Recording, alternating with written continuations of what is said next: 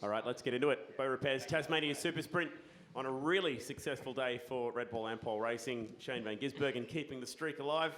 And good to see Anton, first presser of the year on a top 3 performance for Shell V-Power Racing. We'll start with the man in the middle and the man of the moment once again. Talk us through the start line procedure first. We'll start right at the beginning, Shane. The first couple of laps, how did that all play out from your seat? Yeah, it's not an excuse, but I was looking around. I parked in the wrong spot. I didn't park back far enough to see the lights, and I muffed it anyway. But yeah, and then Cam was smart, trying to put me into third. He just brake checked me at 1 to let Jamie go around the outside, and pretty good move. But yeah, once we got going, my car was awesome. Just braking was the biggest strength, and that's what it has been all day. And yeah, trying a few things we can work on for tomorrow, but yeah, car was really good today.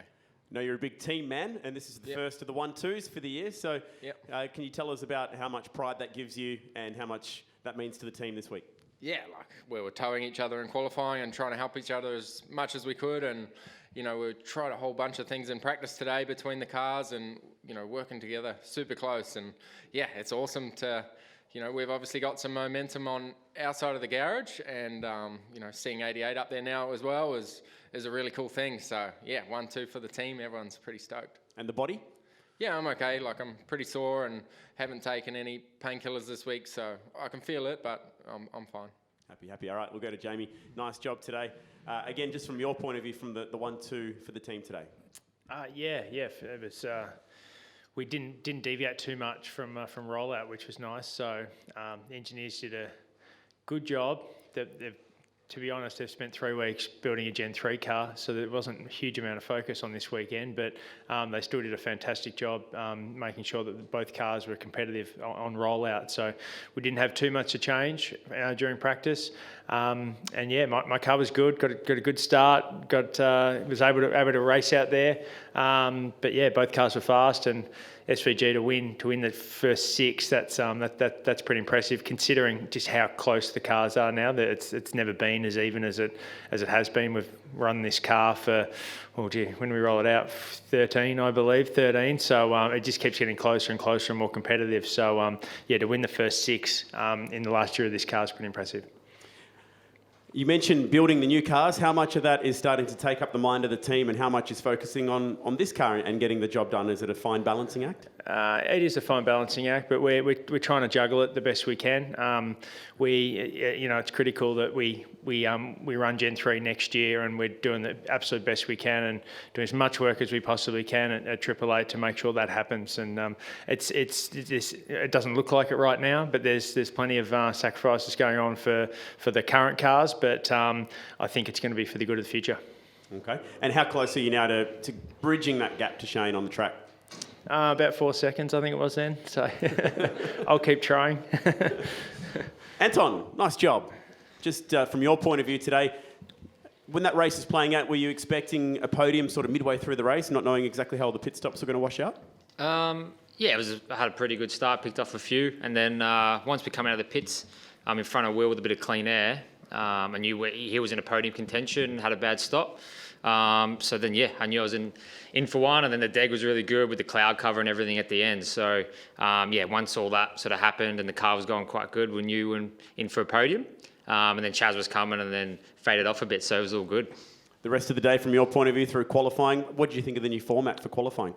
Yeah, it was interesting. It was something a bit different. I think it all worked out how it was going to work out anyway.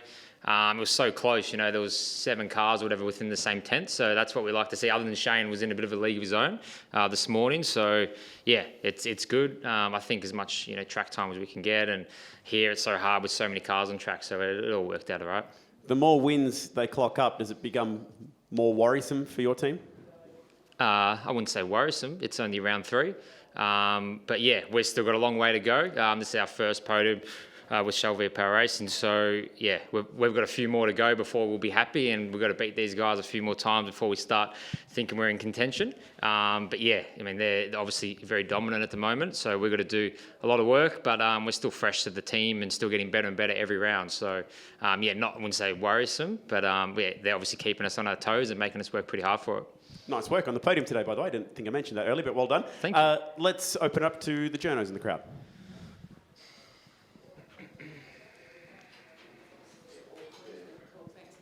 Anton, congratulations. First up is a bit sort of monkey off your back. How's it for the confidence?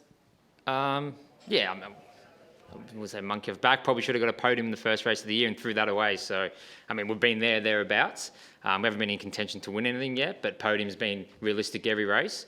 So yeah, I mean, it's very good to get, but we've got to back it up tomorrow and the next round before we're on stead. So yeah, it's all good, but yeah, long way to go.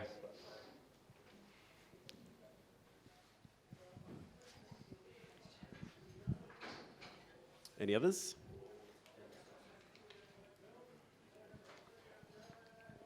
For Shane, everybody's probably thinking it. How far do you think you might be able to stretch this record run? I don't know. I don't think about that stuff. I just try and drive as fast as I can, and at the moment, not thinking about records or any of that stuff. Just in the moment, our car's good, team's awesome. The atmosphere in the team, preparation when we travel, the team dinners, we're in a good place at the moment, and just got to keep the run going. And even if I don't win, hopefully Jamie's up the front winning. It's really cool to be part of this team at the moment.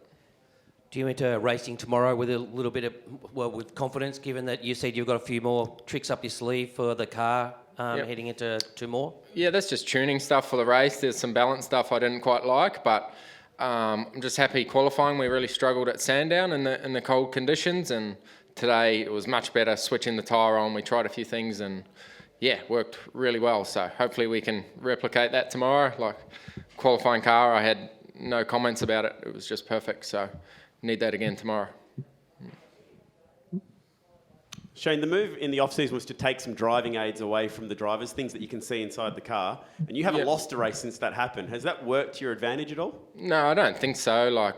I didn't use any of the wheel spin lights or buzzers or any of that stuff anyway, but I don't know if it affected the other guys. But as I said at Bathurst, the brake locking was the thing stuffing me up, but I've adjusted that, my brain to be better at that. But otherwise, it's pretty much the same inside the car.